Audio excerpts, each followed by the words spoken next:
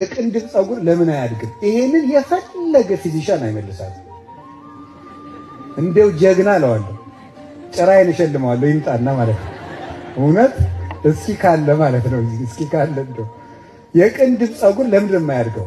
ፀጉር ይመገባል አይመገብም? ምን ነው የሚመገበው? ደም ይመገባል። ታዲያ ከተመገበ ይሄኛው አንሶት ነው ምግብ፣ ይሄኛው ያድጋል። ይሄ ለምን የማያድገው እኮ? አይናችን እንዳይሸፍነው። ትክክል፣ አይናችን እንዳይሸፍነው። ግን እንዴት አለማደግ ቻለ ነው ጥያቄ። ኔቸር ነው የሚለው ሳይንስ። የሳይንስ መደበቂያው ኔቸር ነው።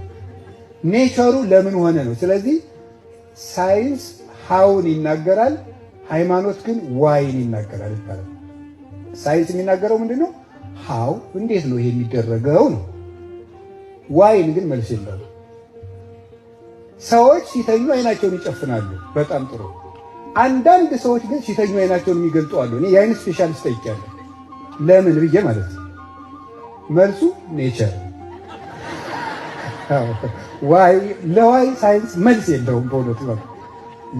ለምን የሚለውን የሚመልስ ማን ነው? ሃይማኖት ነው፣ እግዚአብሔር ነው የሚመልስ።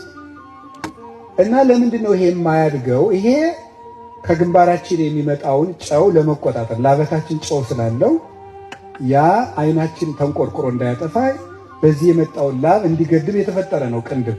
ሴቶች ቅንድባችሁን እንዲያትሉታላችሁ አሉ። ሰው ነው የነገረኝ፣ ሰው ነው የነገረኝ።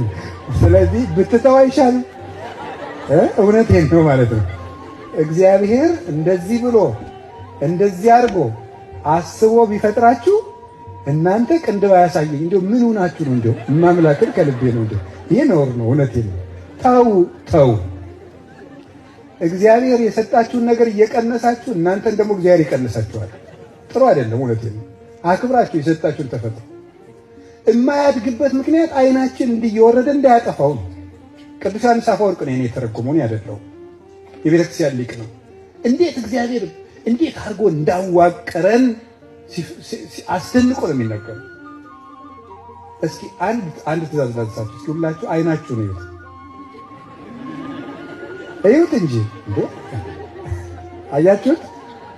እሺ፣ አንድ ጥያቄ። አይን ምን ያስተምረናል? ለምሳሌ በአይን በሉ ሌላውን እናያለን፣ አይንን ግን አናየውም።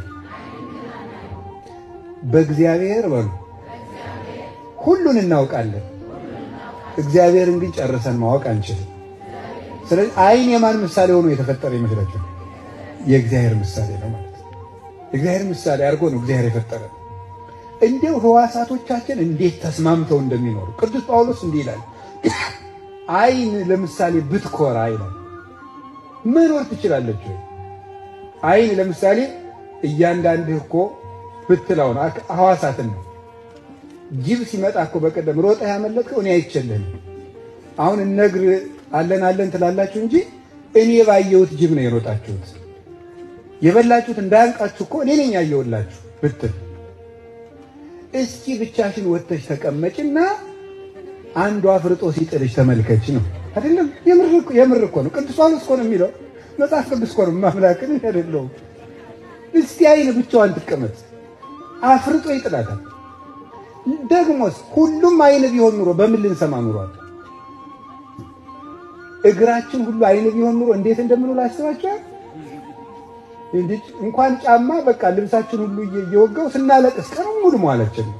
እግዚአብሔር ግን እንዴት እንደፈጠረ ልብ ነው። አይንን በቦታው እንደው ቅዱስ ጳውሎስ ሁሉ በስርዓት ተጋጥሟል ይላል። አይንን እግር ላይ ቢገጥመው ኑሮ ብላችሁ እስኪ ያስቡ። አያችሁ እግዚአብሔር እንዴት አድርጎ እንዳጋጠመ። እና ማንም አያገባኝም፣ አንዱ ከታመመ ሌላው ይታመማል ይላል ቅዱስ ጳውሎስ ቁጥር 22 ላይ ሲደርስ። ለምሳሌ እኔ ጣቴን ድሮ ጥፍር መጥምጥ ይባላል በገጠር ሳይንቲፊክ ኔምን አላውቀውም፣ ይቅር በሉ። ጥፍር መጥምጥ ነው የማውቀው። ምንድን ነው የሚባለው?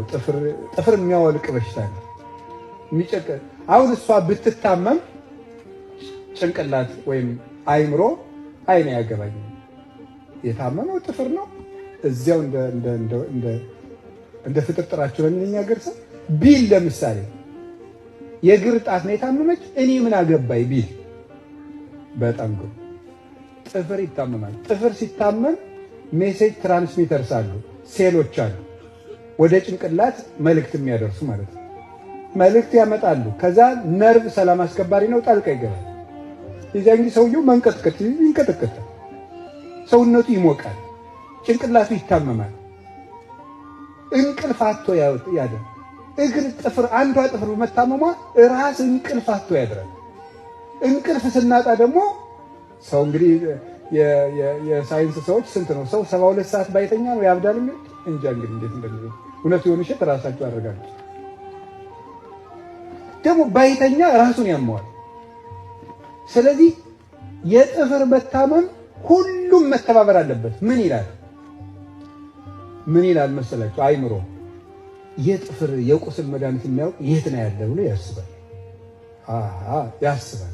ከዚያስ እግር ይሄዳል መድኃኒት ወዳለበት። አፍ ምን ያደርጋል? ጥፍሬን አሞኝ ብሎ ይነገራል። ከዚያ እጅ ምን ያደርጋል? መድኃኒት ይቀበላል። ጆሮ ምን ያደርጋል? የመድኃኒትን ኦርደር ይሰማል። ጠዋት 2 ዋጥ ማታ 2 ዋጥ የሚለው ይሰማል። አፍ ይውጣል፣ ጥርስ ይነክስና ያደቃል፣ ጉሮሮ ይውጣል፣ አንጀትም ሁሉ ነገር ተባብሮ በደም አማካኝነት ምናልባት ይሄ ግሉኮስ ካልሆነ በስተቀር ቀጥታ ደም ጋር ግንኙነት ያለው በደም አማካኝነት ተሰራጭቶ ሰውየው ደህና ይሆናል። እነ እግር ሁሉ እነ ጭንቅላት ሁሉ ሰላም የሚሆኑት ጥፍር ሰላም ስትሆን ነው። ጥፍር ሰላም ከሌላት ራስም ሰላም የለውም። አንድነት ማለት ይሄ ነው። ከቃሉ ጋር ናችሁ? የሌላው ህመም የኛ ህመም እንደሆነ ሲሰማን ማለት በዚህ አሁን ያለንበት የ21ኛው ክፍለ ዘመን መርህ ምንድነው? ከፍተኛ ራስ ወዳድነት ነው ያለው። ከፍተኛ ነው። የምትፈልገውን ነገር አድርግ። የምትፈልገውን ነገር ማንም ለፍላጎት እንቅፋት አይሆንብህ። በራስህ ተማመን። ራስህን ብቻ ስማ። ቤተሰብ ላንተ ምንም አይደለም። ስለማንም ግድ አይኖርህ። እንዴ ይሄ ምንድን ነው የሚባለው? 100% ኮንፊደንስ ኔጌቲቭ ኮንፊደንስ ነው የሚባለው እኮ አይደለም? እንዴ ሳይኮሎጂስቶችም እንኳን ይላሉ 100% ኮንፊደንስ ራሱ ይጥላል። ስለዚህ ምን ማድረግ ይገባል? አንድ ሰው ስለሌላው ማሰብ። ክርስቲያን ለራሱ የሚኖር አይደለም። በትዳርም ስትኖሩ በጣም የሚያጣላችሁ ነገር ማን ይመስላችኋል? የሌላውን ህመም ትኩረት አለመስጠት ነው። የራስን ፍላጎት ብቻ። እንዲህ ይባላል እኮ በቃሪያ የሚበላ ሰውና በጫማ የሚሄድ ሰው ለጓደኛው ያዝን ይባላል። በጫማ ሲሄድ ጓደኛው ሾው ጋር አስብ አንተ ቶሎ ና እያለ የሚለው። በቃሪያ የሚበላው ሰውዬም ሲያቃጥለው ያለ ማብረድ መጉረስ ነው። እንጀራ ያልቃል አይልም። እነሱ ጦም ይውላሉ አይልም። ለማብረድ ዝም ብሎ መጠቅለል ነው ማለት ነው። እና ምንድነው የሌላውን ህመም ማሰብ፣ የሌላውን ህመም፣ የሌላውን ንዴቱን፣ ውሎውን፣ ብሶቱን፣ ደስታውን፣ ንክክሩን ሁሉ ቦታ መስጠት ያስፈልጋል። የራስን ጩኸት ብቻ እንደ ገደል ማሚቶ መስማት አንድነትን ያዛባል። ህዋሳትን አለመናቅ። ጩኸት አይናቅ፣ ህዋስም አይናቅ፣ አካልም አይናቅ።